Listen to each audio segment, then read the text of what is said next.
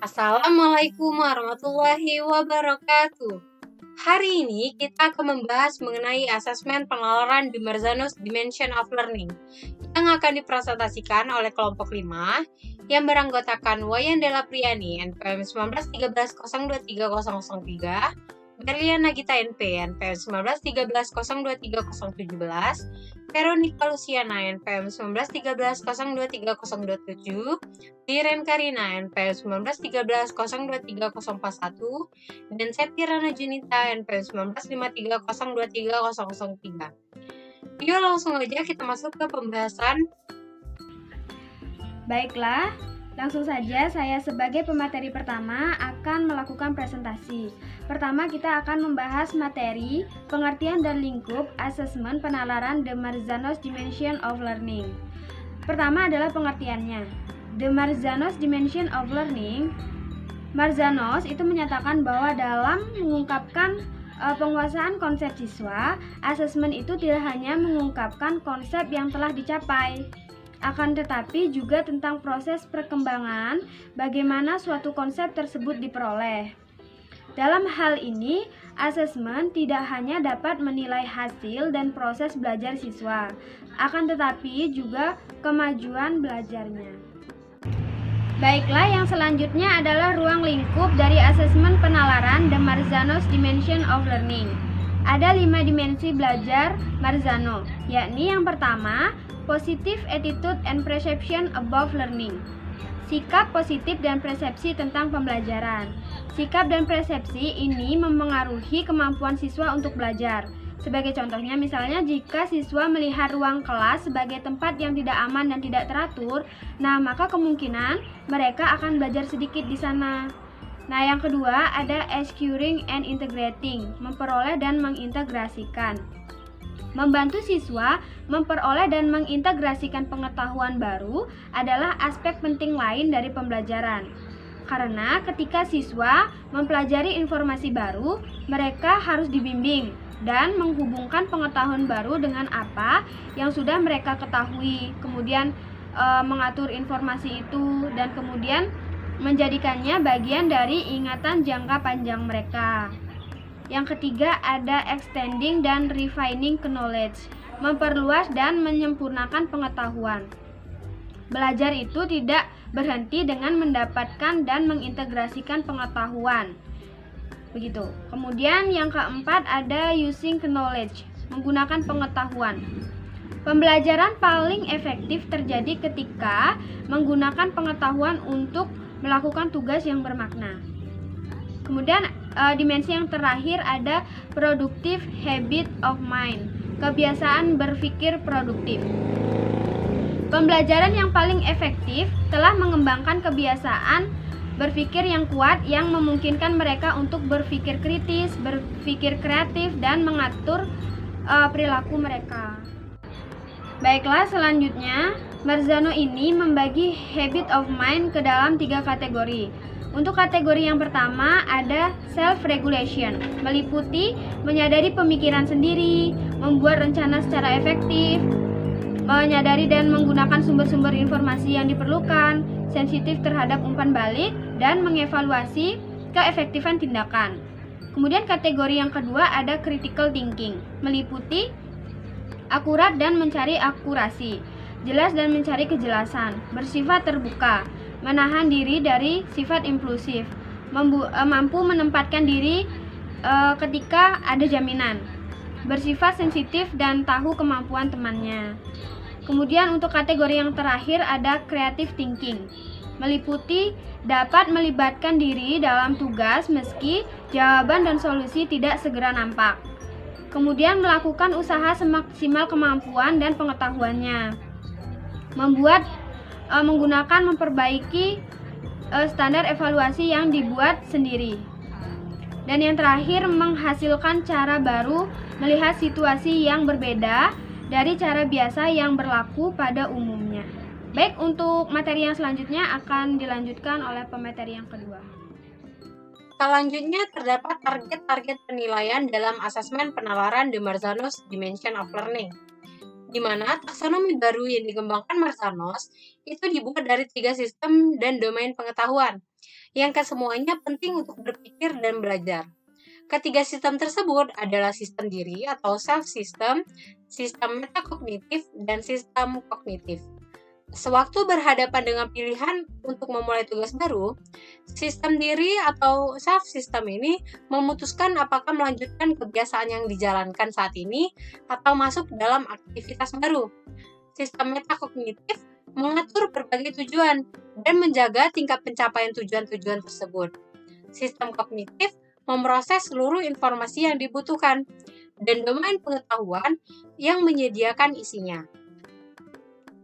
Berikut merupakan gambaran dari ketiga sistem dan domain pengetahuan tersebut, di mana sistem diri meliputi keyakinan tentang pentingnya pengetahuan, keyakinan tentang keefektifan, dan emosi yang berhubungan dengan pengetahuan.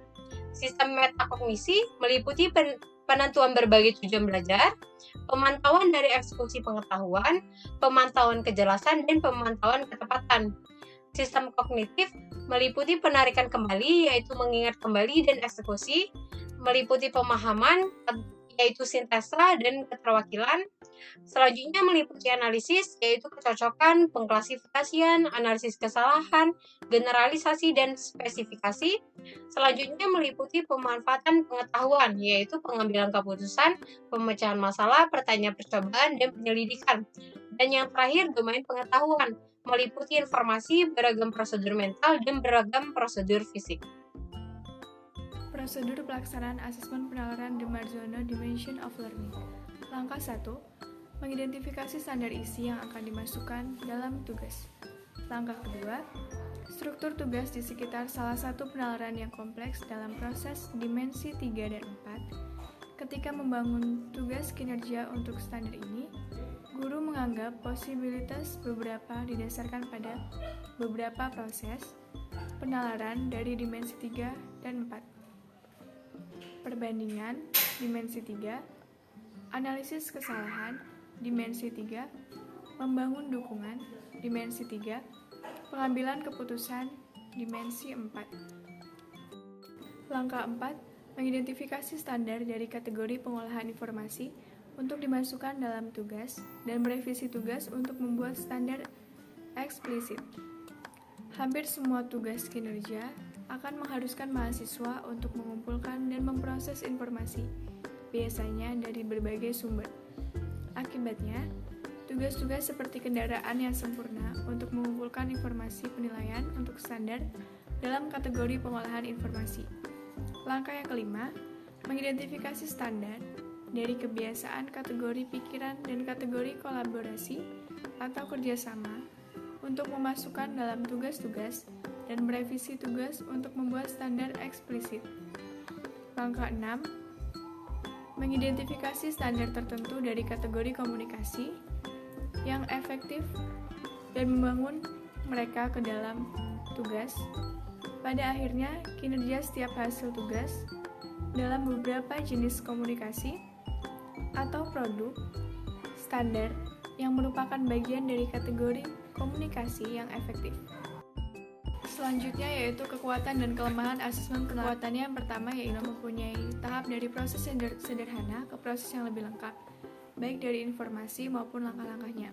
Yang kedua, model kecakapan berpikir yang dikembangkan memadukan berbagai faktor yang berjangkauan luas dan dapat mempengaruhi bagaimana siswa berpikir dan menghadirkan teori yang berbasis riset untuk membantu para guru memperbaiki kecakapan berpikir pada siswanya. Yang ketiga, dapat digunakan untuk meningkatkan kesadaran terhadap proses pengetahuan dan bagaimana menyusun atau menggunakan pengetahuan. Yang keempat, serta dapat digunakan untuk meningkatkan keterlibatan seseorang atau komitmen seseorang terhadap keyakinan untuk terlibat dalam suatu tugas. Selanjutnya adalah kelemahan asesmen penalaran de Marzano's Dimensions of Learning. Yang pertama, siswa yang kemampuan berpikirnya kurang akan susah mengikuti atau menjawab tugas yang diberikan guru. Lalu hanya bisa menggunakan tes atau tugas yang berbentuk esai. Yang ketiga, guru dituntut untuk kreatif dalam membuat tugas yang akan merujuk ke penalaran siswa. Kelemahan yang terakhir adalah cara mengasesmennya tergolong sulit, dan selain itu juga sebagai guru harus bisa menilai perkembangannya. Selanjutnya adalah pengembangan instrumen asesmen penalaran The Marzano's Dimension of Learning. Berdasarkan taksonomi Marzano, menggunakan desain research tipe development study. Penekanan dari tipe penelitian ini adalah pada pengembangan dengan siklus berulang yang menggunakan evaluasi formatif.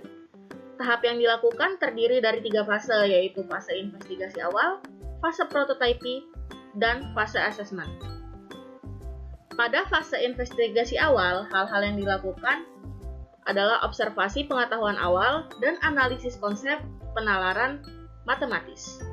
Sedangkan pada fase prototype, peneliti merancang tes penalaran sistematis meliputi kisi-kisi tes dan instrumen tes penalaran matematis dalam menyelesaikan masalah matematis berdasarkan taksonomi Marzano. Lalu yang terakhir adalah fase asesmen. Dilakukan 2 aktivitas, yaitu validasi ahli dan uji coba instrumen tes penalaran matematis. Selanjutnya, saya Berliana Gitanrani Pertiwi sebagai presenter terakhir akan menjelaskan mengenai soal nomor 6, yaitu contoh asesmen penalaran The Marzano's Dimension of Learning yang telah dikembangkan dalam penelitian orang lain atau diaplikasikan dalam pembelajaran oleh guru atau dosen. Nah, di sini ada salah satu contohnya, yaitu dalam pelajaran matematika. Kompetensi dasarnya adalah 4.1, menyelesaikan masalah yang berkaitan dengan urutan beberapa bilangan bulat dan pecahan. Di dalam hal ini biasa campuran desimal dan persen. Indikator 4.1.1 menentukan bilangan pecahan terbesar dan terkecil. Rumusan soalnya adalah diberikan sebuah permasalahan sehari-hari yang berkaitan dengan bilangan pecahan. Siswa diminta untuk menentukan bilangan pecahan terbesar dan terkecil. Dalam hal ini, aspek Marzano-nya adalah aspek analisis. Proses penalaran yang digunakan itu adalah proses penalaran deduktif, dan ungkapannya adalah ungkapan menentukan. Hal ini mengenai rumusan soal, aspek Marzano, proses penalaran, dan ungkapan itu dilihat dari soalnya. Soalnya adalah Pak Ahmad adalah seorang pembudidaya ikan. Ia memiliki 3 kolam ikan. Ia memanen kolam-kolam tersebut. Kolam pertama mendapat hasil sebanyak 7/8 ton, kolam kedua 3/4 ton, dan kolam ketiga 5/3 ton. Tentukanlah kolam mana yang paling banyak dan paling sedikit menghasilkan ikan. Nah, di sini siswa diminta untuk menentukan kolam mana yang paling banyak dan paling sedikit menghasilkan ikan.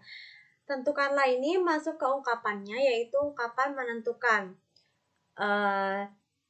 Di sini dia disuruh menentukan mana yang paling banyak dan paling sedikit. Berarti dia harus mengurutkan dari 7/8, 3/4, dan 5/3 itu mana yang paling sedikit, yang berada di setelah sedikit, dan mana yang paling banyak gitu. Nah, setelah itu berarti dia menganalisis. Jadi di sini aspek Marzano-nya adalah menganalisis. Selanjutnya adalah contoh yang kedua mengenai soal dari pelajaran biologi. Ada sebuah soal, yaitu soalnya adalah suatu peristiwa tertentu menyebabkan seorang anak bergolongan darah O, Mn resus negatif, diperebutkan oleh 2 orang yang mengaku sebagai ayahnya. Pria pertama bergolongan darah A heterozigot, M resus positif, dan pria kedua bergolongan darah B homozigot, N resus negatif. Sang ibu diketahui bergolongan darah O, Mn resus negatif. Dari kasus di atas, pria manakah yang termasuk ayahnya? Nah, dalam hal ini, taksonomi Marzano barunya, sistem kognitifnya itu adalah utilization knowledge atau pemanfaatan pengetahuan. Dalam hal ini adalah problem solving atau pemecahan masalah. Di sini diberikan sebuah masalah, yaitu masalahnya adalah seorang anak diperebutkan oleh 2 orang pria yang mengaku sebagai ayahnya. Nah, Di sini domain pengetahuannya untuk informasi, siswa dapat memecahkan dengan baik bagaimana masalah-masalah yang berhubungan dengan persilangan dua sifat berbeda, kemudian menunjukkan aplikasinya dari suatu prinsip persilangan dengan tiga sifat beda. Lalu, prosedur mentalnya, siswa menindaklanjuti persamaan dan perbedaan antara masalah-masalah yang sudah dikerjakan sebelumnya, menanyakan bagaimana informasi baru atau strategi-strategi yang dapat menolong siswa mendapatkan lebih banyak pengetahuan atau menyelesaikan masalah pada kasus lain. Prosedur fisiknya, ketika dihadapkan oleh soal cerita, siswa mempertimbangkan kesamaan-kesamaan dengan masalah yang lain dan memperkirakan solusi yang cocok untuk digunakan sebelum mengambil sebuah strategi yang akan digunakan.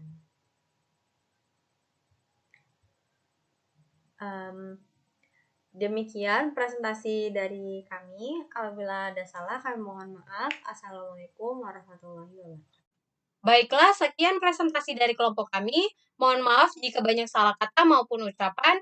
Kami akhiri. Wassalamualaikum warahmatullahi wabarakatuh.